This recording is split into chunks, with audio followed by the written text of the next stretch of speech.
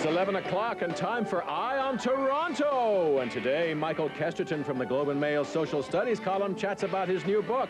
Amy Cross tells us how to create a home spa. Agnes Crewman shows us how to make our own cards for all occasions. Linda Chubak is here from the Good Food Festival. And Ziggy Santa Monica is here with a bad attitude. And now here's a woman who thinks Madonna is deeply misunderstood. The host of Eye on Toronto, Carla Collins. Hi, guys. What a day. Hello. What a day. Oh, we've got babies and... Whoopee. Nice to see you. Good morning. Great to see you. Buongiorno. Nice to see you. Yes. So you rested, and did you have another gig last night? Every night you seem to have extra. You host big events at the North York Center for the Performing Arts. I stay home and watch Seinfeld reruns. You have a life. Were you out last night? No, I made sure I sang at the North York gig. That way, now no one's inviting me anywhere again. No, we should get Carla. No, we shouldn't. So you had a down night last night? I did. I didn't do anything. I just, well, you know, did the taxes thing. Got those out. So you were feverishly doing taxes up to the midnight deadline last Almost. night? Really? My accountant was feverishly doing taxes. Yeah. He's a big fan of the show, actually. Really? So which is probably why he hasn't done your income tax returns. Exactly. Yeah. But got that underway and just chilled. But we had a crazy show yesterday, my goodness. Did you see the show yesterday? It was culminating. Was that not out of control? Of course, it was Carla's birthday yesterday, a birthday you'll never forget, and Vern bringing in the cake, which he promptly dropped on the floor here, set fire to the set. I picked up the cake all over Carla's stockings, all over the place. And Vern, of course, has been dismissed. No, he's still with everybody. You know, a lot of people phoned Vern. They said, "Oh, he must feel so horrible," and I said, "They don't know him." But you know, it was like a Jerry Lewis movie. It was like some scene from the Stooges, you know, whom I worship. But it was not a setup, believe you me. Didn't you see, didn't the camera not zoom in on Robin Ward's face? And I wouldn't have done this in a skirt. Wow! Whoa! Had it been a setup, we would have. We have taken away all sharp objects and his belt from Vern, so he'll be fine. And remember, folks, if you ever invite Vern to your home, hide all the breakables. He's a lovely man, but that was great fun. And we're going to be talking to Michael Kesterton, who is the author of Social Studies. Of course, that's the page that every person in broadcast or actor or actress steals from. Yes. Because they have the greatest little tidbits of story, like a profile of Godzilla. It's great fun. And also... You'll love this one. Robin, did you know chances are that someone near you is whistling right now? Beg your pardon? No, I didn't. Well, how do you know? Especially if you're walking by. How would you know something like that? Well, first of all, I know you. Secondly, I read brain snacks in the Globe, and now all those quirky facts are compiled in a wonderful new book entitled Social Studies. Today, we are lucky to have the author and columnist of Brain Snacks, Michael Kesterton. Please give him a warm welcome on Michael. How are you?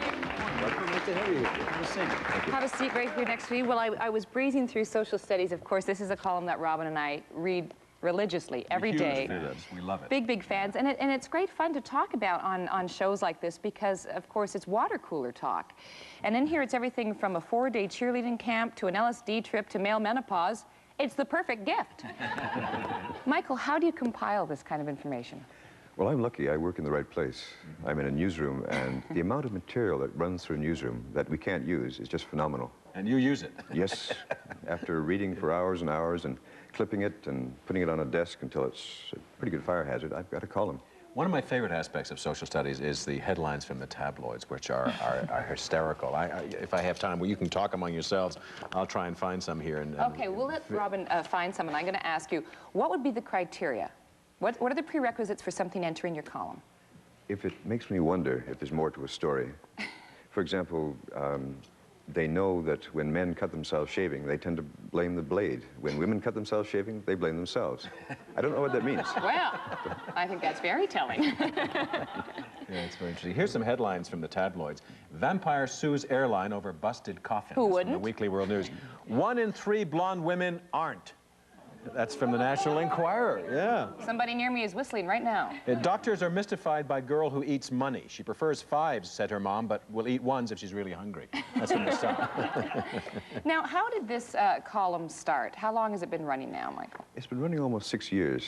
When we were redesigning the paper, we thought, gosh, we know we're the Globe, but we don't really have to solve the problems of the world on every page. Maybe we could lighten up, and maybe we could put that kind of material in the paper. Now, do people contribute stories? Do you find that at your desk you're always hearing from people around Canada saying, oh, I've got a great one about a woman who thinks she's a shark, or... Yes, and sometimes reaction, and very often the younger the better. I had a 12-year-old last year. I'd run an item that apparently in everyday conversation, we use the word yes twice as often as we use the word no. And this 12-year-old wrote in and said, well, from her perspective, people use the word no twice as often as yes. For parents. That's funny. Now, what is the most bizarre story, do you think, in your career that you've come across? Or one of your favorites, either one? I guess the one that makes me just go one step beyond. For example, I learned, and I didn't really believe it, that an Alaska company had hired a parrot to do a commercial. And the parrot didn't blow up and miss its lines or anything, but it just sounded too human. So they had to hire an actor to beak sync for the bird. It's the Milli Vanilli of parrots. But in addition to wonderfully human interest stories you also have facts, which I'm sure all of us will be compelled to bring out at cocktail parties. For example, you have a 1 in 2 million chance over a 50-year period dying of botulism. You have a 1 in 20,000 chance in that period dying in an air crash. Very kind of chilling, actually, when you think about it. And they usually add that, if you're a woman over 50, you have a 1 in 1 bajillion chance of getting married. That's always the worst, but it's true. But the strangest one, you have only a 1 in 6,000 chance of having a giant asteroid hit the Earth. Really? Yep, they're beginning to take that quite seriously. They are now. Yep, the Pentagon is studying how to knock them out of the skies, and I think so are the Chinese. Now, Michael, how many times has perhaps a story that you've compiled or you've put together or decided to run in the paper become maybe a headline story a little ways down the road?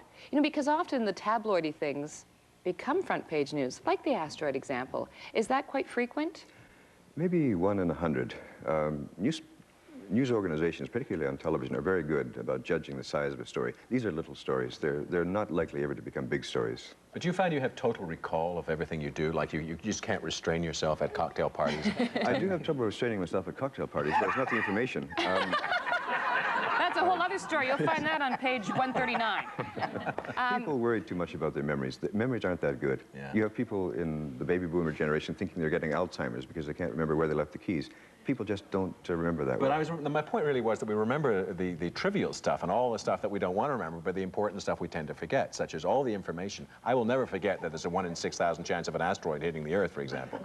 Ever. Hardly worth getting to work in the morning, yeah. It's tough on the insurance as well. Now, is this the first book of its kind where you've put together your articles, Michael? So far, yes. I must admit, when I started doing this column, I was assigned the job, and I thought, oh, who cares about this? And there are people out there in the world that care about it as much as I do, and that's fine. And where's the book available now? Is it in all the finer bookstores across this land? Canada, and I'm told there are a few copies in Baffin Island, should anybody be going up there. We'll make sure that do we get a better price if we go to Baffin Island to get it? Quite likely, yes. Okay, terrific. And before we let you go, your background, what is your background? No, I went to university, never studied, just sat in the corner and read and did no systematic work. And as punishment, I think I've been given that book. So kids, if you're watching at home, you'll be a Globe and Mail columnist if you follow the same advice that Michael's given. Well, you've given Robin and I, and I'm sure most people across Canada, great pleasure with the brain candy section, brain snacks, and the wonderful columns compiled in social studies. Love it. Michael Kesterton. Thank you. Pleasure. Oh, these are fun. You've dieted, you've exercised, but you just can't get rid of those last 5 pounds. We'll take a look at shedding weight by liposuction when we return. Coincidentally, Ziggy's also is coming up. We're talking about social studies, Yes. but there's one today that kind of is relevant to you and me. You know, Cambridge researchers may have discovered the scientific cause for long careers in showbiz. Studies with monkeys say that their endorphins shoot up during grooming sessions. Dr. Barry Cavern, head of the project, believes there's a firm link with the social bonding, including a search for the limelight and audience adoration. Shown in higher primates, such as entertainers. We're considered higher primates. Well, fabulous. Okay. The dark side of the link between approval and mental well-being is that when the praise stopped and the test subject was rejected, monkeys suffered enormous stress. The effect was greater in male monkeys than females, for some reason. Of course. Well, that explains Burt Reynolds, I guess. I don't know. Why are they using monkeys in this studies for entertainers? I don't think I've ever... Well, there are monkeys in show business, too, of course. I'm sorry, Burt Reynolds' agent is here. I'm just getting in trouble over here from Vern. I'm just saying. Since we're on the subject of monkeys, talking about social studies, you know that monkeys, they did research, monkeys take the shortest time to make love. 3 seconds from beginning to end. This is true. 3 seconds. They've measured this. We don't want to know how you know this. We don't care. Oh, boy. Vern, come up and drop a cake on us. It's time. It's cake time. No, it's Now, true. you're just a wealth of knowledge about... I'm addicted to social studies. It's a wonderful column. Gorillas. And, yeah. Gorillas, primates, 3 seconds.